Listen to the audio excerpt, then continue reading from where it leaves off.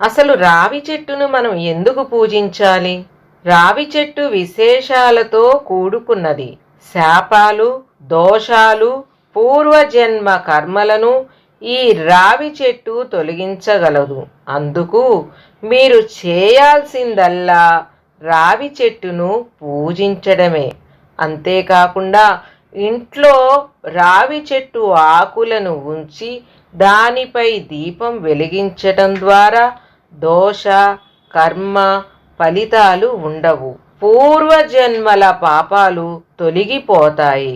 రావి చెట్టు ఆకులను తీసుకువచ్చి దానిపై ప్రమిదలను ఉంచి నువ్వుల నూనెతో దీపం వెలిగించే వారికి అనుకున్న కార్యాలు దిగ్విజయంగా అనుకూలిస్తాయి, పూర్తవుతాయి అని వేదశాస్త్రాలు చెబుతున్నాయి.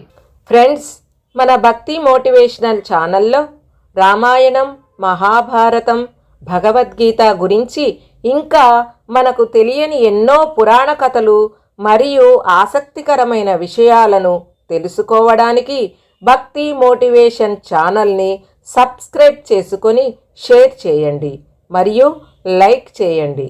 Thanks for watching.